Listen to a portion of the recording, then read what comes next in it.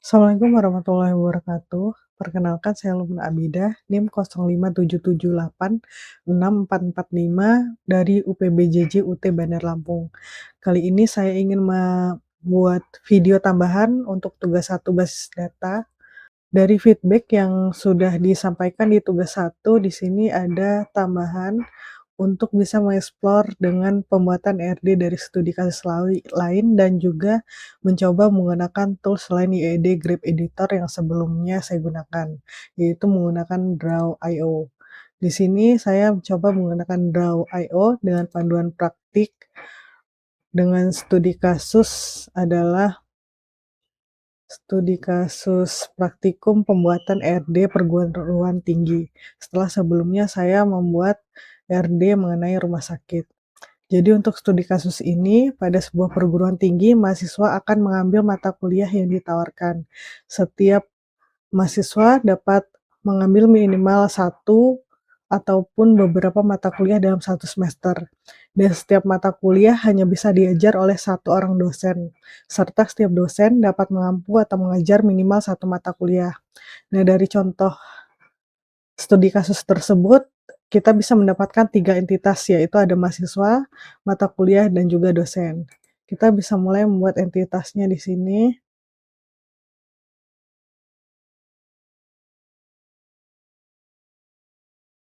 Baik, setelah menentukan entity, yang kedua adalah menentukan atributnya atau file dari masing-masing entity beserta key-nya.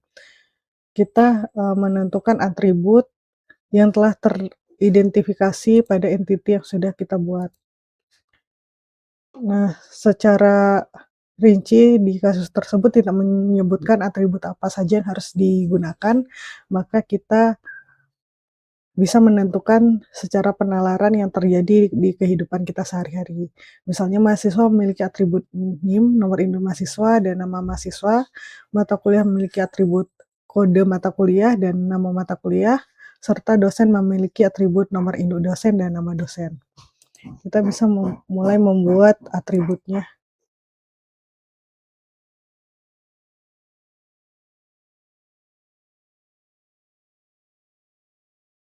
Untuk mahasiswa, NIM dan nama mahasiswa.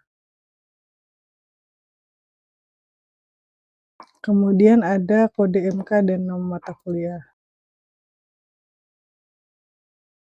Selanjutnya, nomor induk dosen dan nama dosen. Kemudian kita buat dulu unit relation-nya untuk setiap atribut ke dalam entity.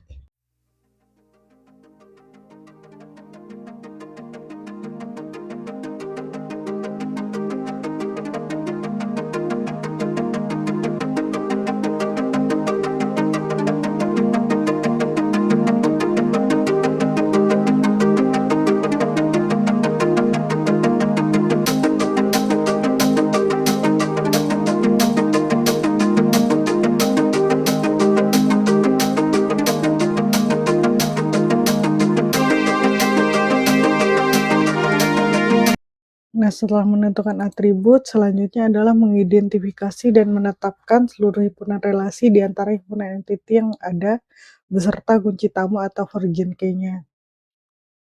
Jadi dalam kasus menentukan relasi, salah satu cara untuk memudahkan adalah dengan membuat matriks relasi antar setiap entitas. Kita membacanya bisa dari kiri ke kanan. Misalnya di sini ada entity mahasiswa, dia berelasi dengan mata kuliah. Mahasiswa meregistrasi mata kuliah. Kemudian ada mata kuliah diregistrasi oleh mahasiswa, kemudian mata kuliah diajarkan oleh dosen, dan dosen mengajar mata kuliah. Nah, tabel ini yang memungkinkan antara setiap entity itu mendapatkan relasi.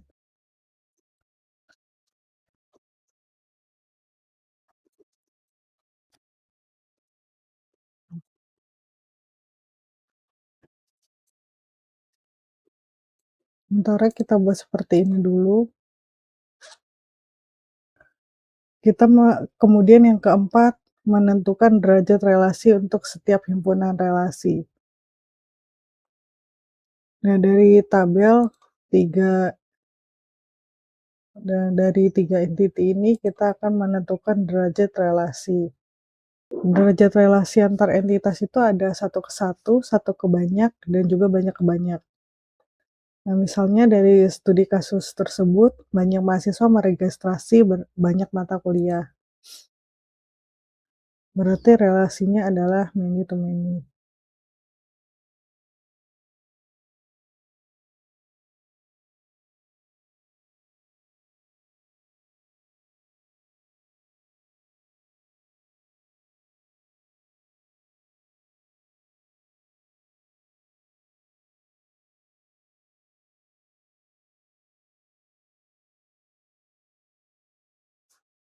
Nah, hasil penambahan derajat kardinalitas menghasilkan RD yang saling terhubung, yaitu mahasiswa dan mata kuliah dapat dibaca banyak mahasiswa, dan mahasiswa meregistrasi banyak mata kuliah, many to many. Kemudian dosen dan mata kuliah dapat dibaca satu dosen, dan satu dosen bisa mengajar banyak mata kuliah. Jadi bisa many to one. Yang terakhir adalah melengkapi himpunan entitas dan himpunan relasi dengan atribut non-deskriptif atau non-key.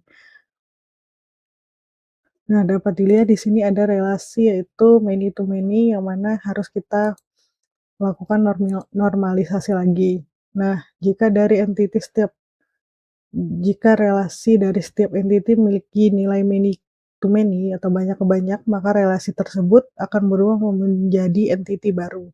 Dan atributnya adalah primary key dari setiap entiti yang terhubung. Dalam contoh studi kasus ini adalah mahasiswa dengan mata kuliah. Jadi di sini kita buat satu lagi, yaitu entiti registrasi MK dengan atributnya adalah primary key dari mahasiswa dan primary key dari mata kuliah.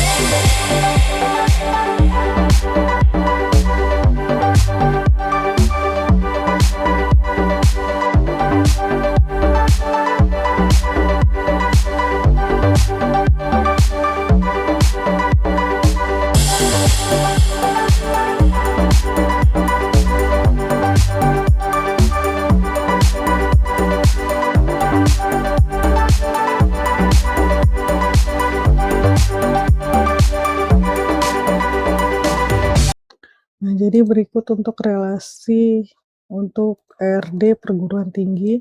Di sini ada entiti mahasiswa, registrasi MK, mata kuliah, dan dosen dengan atribut masing-masing, yang mana di sini ada primary key NIM, primary key kode mata kuliah, dan primary key NID. Kemudian di langkah terakhir, yaitu menentukan himpunan relasi dengan atribut non-deskriptif, maka dari relasi many to many mahasiswa dan mata kuliah, terbentuklah salah satu entiti baru bernama registrasi MK, yang mana isinya adalah atribut dari primary key di tiap-tiap entiti yang berkaitan. Terima kasih, sekian dari saya. Wassalamualaikum warahmatullahi wabarakatuh.